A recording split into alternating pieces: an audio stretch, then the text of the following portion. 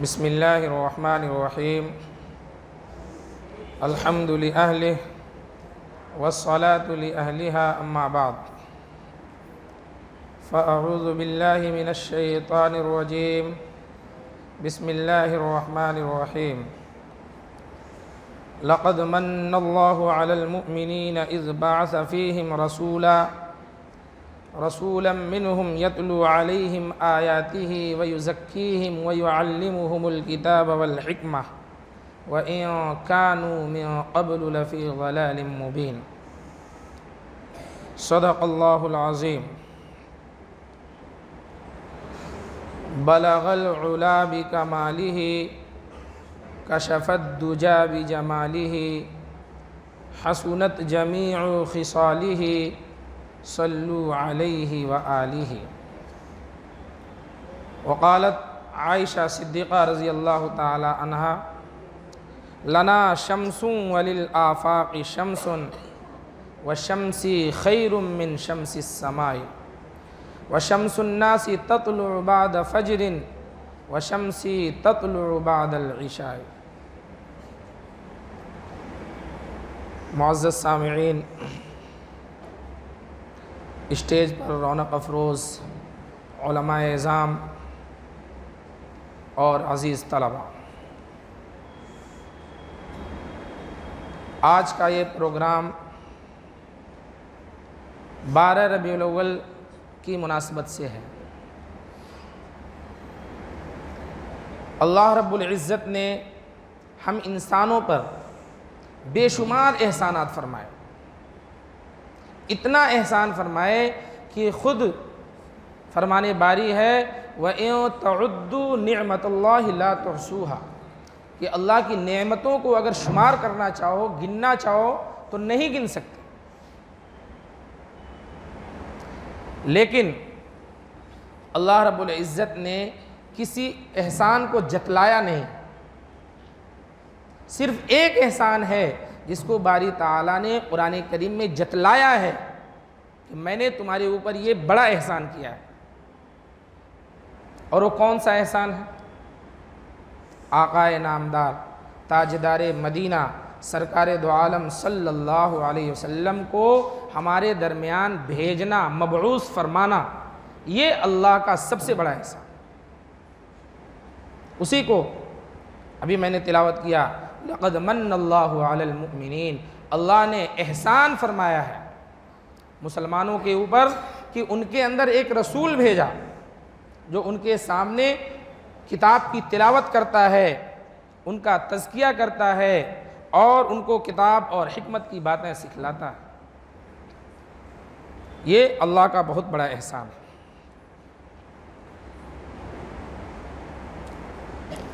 احمد اور محمد، یہ اللہ کے رسول صلی اللہ علیہ وسلم کے دو نام ہیں. محمد، اس کے اندر بھی ہونٹ دونوں مل جاتے ہیں، اور محبت، اس کے اندر بھی ہونٹ ملتے ہیں.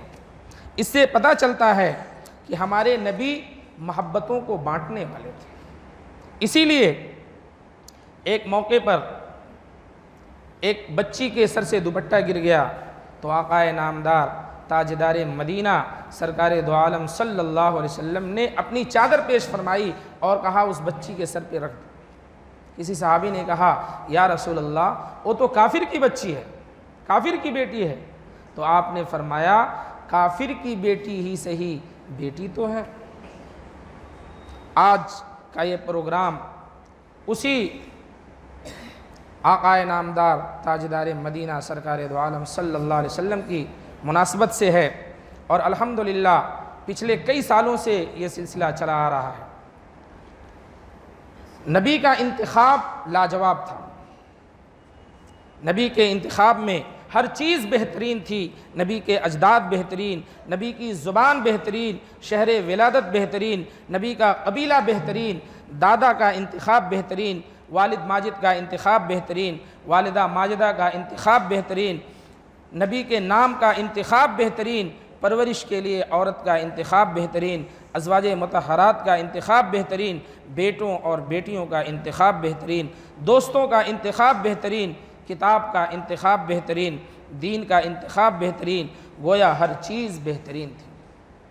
اور آپ حضرات کو ایک بات اور بتاتا چلوں کہ دنیا کے اندر جتنی محبتیں ہیں، چاہے وہ باپ کی بیٹے سے ہو، بیٹے کی باپ سے ہو، ماں کی بیٹی سے ہو، بیٹی کی ماں سے ہو، شوہر کی بیوی سے ہو، بیوی کی شوہر سے ہو، غرضے کی جتنی محبتیں ہیں سب کی سب غرض اور مقصد پہ مبنی ہے۔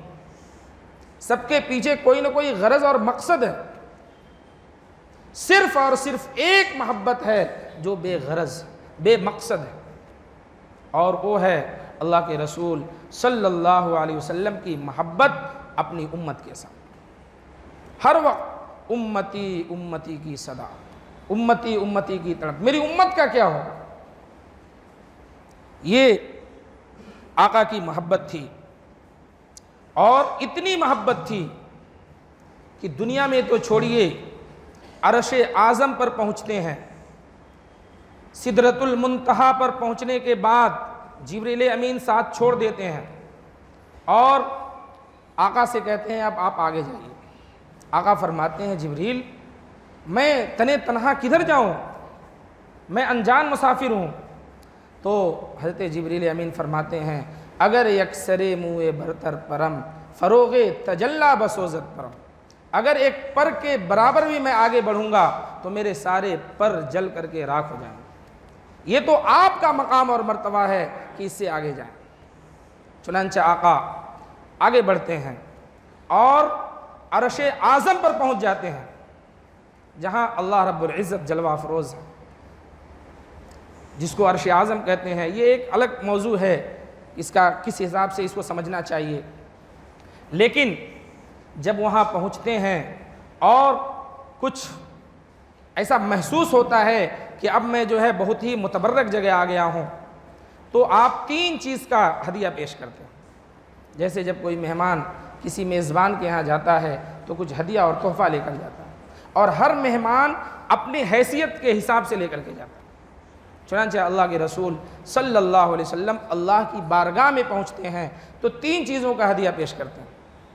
فرماتے ہیں التحیات للہ والصلوات والطیبات، اے باری تعالی تمام زبانی عبادتیں آپ ہی کے لیے، والصلوات اور تمام بدنی عبادتیں جن کا تعلق بدن سے ہے وہ بھی صرف اور صرف آپ ہی کے لیے ہیں، والطیبات اور تمام مالی عبادتیں بھی صرف اور صرف آپ ہی کے لیے۔ جب 3 چیزوں کا ہدیہ اور نذرانہ پیش کیا تو اب میزبان کا کام ہے کہ میزبانی کرے۔ تو اللہ کی طرف سے آواز آئی السلام علیک ایھا النبی ورحمۃ اللہ وبرکاتہ، اے نبی آپ پر سلامتی ہو، اللہ کی رحمتیں ہوں اور اس کی برکتیں۔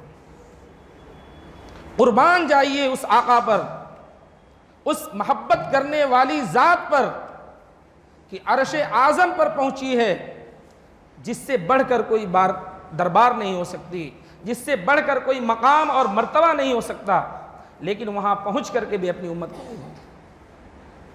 جب اللہ کی طرف سے آواز آئی السلام علیک ایھا النبی ورحمۃ اللہ وبرکاتہ، تو محبوب نے فرمایا السلام علینا وعلی عباد اللہ الصالحین، کہ باری تعالیٰ سلامتی ہم پر بھی ہو اور جو اللہ کے نیک بندے ہیں ہمارے امتی ہیں ان پر بھی سلامتی۔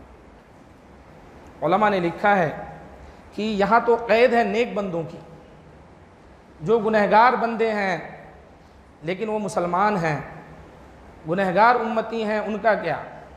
تو علماء لکھتے ہیں کہ آپ نے جو صیغہ استعمال کیا ہے وہ جمع کا صیغہ استعمال کیا ہے، السلام علینا، السلام علیہ نہیں کہا، یہ اس کے اندر سب آ گئے۔ تو وہاں پر بھی آقا نے اپنی امت کو نہیں بولا اور فرمایا کہ سلامتی ہم پر بھی ہو اور جو اللہ کے نیک بندے ہیں ان پر بھی سلامتی۔ آج دنیا کا ماحول دیکھ لیجیے، اگر آدمی تھوڑے سے مقام پر پہنچ جاتا ہے، تھوڑے سے عہدہ اور مرتبے کو پا لیتا ہے تو اپنے رشتہ داروں کو بھول جاتا ہے، اپنے گھر والوں کو، خاندان والوں کو بھول جاتا ہے، اور بہت سے تو لوگ ایسے ہیں جو اپنے والدین کو ہی بھول جاتے ہیں۔ میں نے خود اپنے کان سے یہ بات سنی. حضرت مولانا سجاد نعمانی صاحب ایک مرتبہ بیان فرما رہے تھے تو کہہ رہے تھے کہ ایک بڑے میاں لکھنؤ میں ملے. یہ میں واقعہ بار بار بیان کرتا ہوں کیونکہ یہ عبرت کا واقعہ. تو پھٹے پرانے کپڑے میں تھے اور مسجد میں ہی رہتے تھے. میں نے لوگوں سے پوچھا کہ ان کا کوئی ہے نہیں کیا؟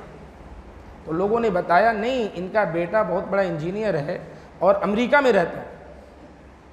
تو حضرت مولانا فرماتے ہیں میں نے کہا پھر کیا واقعہ ہے، یہ کیوں اس طرح بہت پریشان حال ہیں؟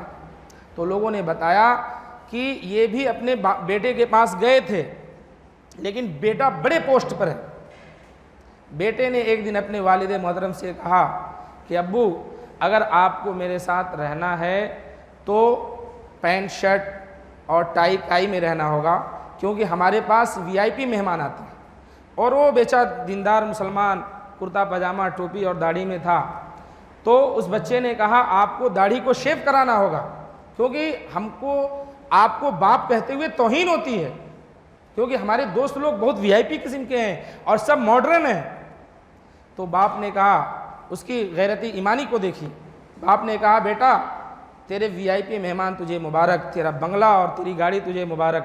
میں تو اس اسلامی حلیے میں، اسلامی لباس میں جہاں آزادی کے ساتھ رہ سکتا ہوں وہاں رہ لوں گا. اور اس کے بعد وہ چلے آئے اور اس مسجد میں اذان دیتے ہیں، لوگ جو اپنے گھروں سے کھانا پہنچا دیتے ہیں کھانے. تو ایک مقام پر پہنچنے کے بعد بیٹا بھی اپنے باپ کو بھول جاتا ہے، لیکن قربان جائیے اس ذات پر جو عرش اعظم پر پہنچتی ہے جس سے بڑھ کر کوئی بارگاہ نہیں ہو سکتی، کوئی دربار نہیں ہو سکتی، اور وہاں پر بھی اپنی امت کو نہیں بھولتی. لیکن آج ہمارا کیا حال ہے؟ آج ہمارے بچوں کو فلم ڈائریکٹروں اور کرکٹروں اور دوسروں کو تو پورا بایو ڈاٹا یاد رہتا ہے کہ اس کا کیا نام ہے، اس کے باپ کا کیا نام ہے، اس کا بیک گراؤنڈ کیا ہے، اور کتنا رن بنایا ہے، اور کس اس میں کرکٹ میں کتنا سینچری کیا تھا. لیکن اگر پوچھا جائے کہ ہمارے نبی کی سیرت کیا ہے، ہمارے نبی کا نام کیا ہے، ہمارے نبی کے خاندان کے بارے میں کچھ بتائیے، تو بہت ہی کم مسلمان ہوں گے جن کو یہ سب معلوم. الحمدللہ کئی سالوں سے ہم لوگوں نے یہ سلسلہ شروع کیا کہ کم سے کم یہ چھوٹے چھوٹے بچے، ان کا مائنڈ جو ہے بالکل خالی ذہن ہوتا ہے، یہ جو بچپن میں یاد کریں گے وہ اخیر تک یاد رہے گا. مجھے یاد ہے کہ میں غالباً 14 سال کا تھا، اس وقت حضور اکرم صلی اللہ علیہ وسلم کا نسب نامہ یاد کیا تھا، اور آج تقریباً 16-17 سال ہو گئے، بیچ میں دہرانے کی نوبت نہیں آتی ہے، لیکن کبھی ضرورت پڑتی ہے تو اس کو زبانی سنا دیتا ہوں. آج بھی میں مطالعہ کر کے نہیں آیا ہوں لیکن غالباً ویسے ہی یاد ہے کیونکہ بچپن میں جو یاد ہوا تھا وہ بھولتا نہیں ہے. میں اس کے طور پہ اپنے لیے ثواب کا ذریعہ سمجھتے ہوئے ایک بار سنا دیتا ہوں. محمد بن عبداللہ بن عبد المطلب بن ہاشم بن عبد مناف بن قصی بن کلاب بن مرہ بن کعب بن لوئی بن غالب بن فیر بن مالک بن نضر بن کنانہ بن خزیمہ بن مدرکہ بن الیاس بن مزر بن نزار بن معد بن عدنان. یہ بچپن میں یاد کیا تھا تو آج تک یاد ہے. تو یہ چیزیں، یہ یہاں تک جو ہے سلسلے نسب صحیح روایتوں سے ثابت ہے. اس کے آگے بھی کچھ لوگ حضرت آدم علیہ السلام تک پہنچاتے ہیں لیکن اس میں اختلاف ہے، اس لیے یہاں تک تو ضرور یاد کرا دینا چاہیے. الحمدللہ تقریباً پچھلے 6-7 سالوں سے ہم لوگ 12 ربیع الاول کے موقع پر یہ پروگرام رکھتے ہیں اور بچوں کو حضور کی سیرت اور سنت یاد کراتے ہیں کہ حضور کی کتنی پھوپھیاں تھیں، کتنے چچا تھے، کتنے اسلام لائے تھے، کتنے اسلام نہیں لائے تھے، حضور کی دادی کا نام کیا تھا، نانی کا نام کیا تھا، اور اس طرح کی چیزیں. حضور کے ازواج مطہرات کتنی تھیں، کون کون تھیں، حضور نے جو اتنی شادیاں کی اس کے پیچھے مقصد کیا تھا. تو الحمدللہ آج کا یہ پروگرام بھی اسی سلسلے کی ایک کڑی ہے. چونکہ کئی سالوں سے مستقل سیرت کے اوپر بچے سوالات یاد کر رہے تھے، الحمدللہ اکثر بچوں کو سیرت سے متعلق سوالات یاد ہیں، اس لیے اس بار تھوڑا سا ڈائیورٹ کیا گیا اور عقائد سے متعلق بچوں کو سوالات یاد کرائے گئے. آج ایک بڑا طبقہ گمراہ ہو رہا ہے اور اس میں ہمارے نوجوان سر فہرست ہیں۔ کوئی جو ہے شکیل بن حنیف کو ماننے لگ رہا ہے، کوئی اگر دعویٰ کر دے رہا ہے کہ میں جو ہے مسیح موعود ہوں، میں جو ہے مہدی ہوں، تو اس کو ماننے لگ رہا ہے۔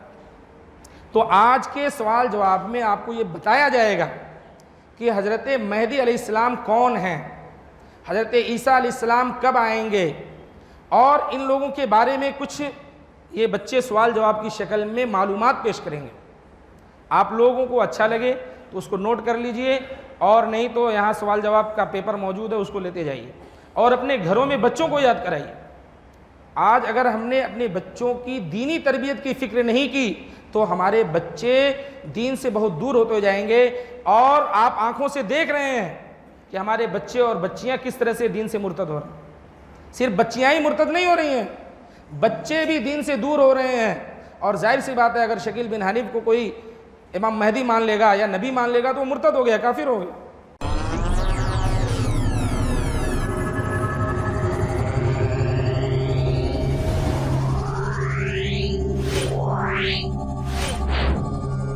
Yeah.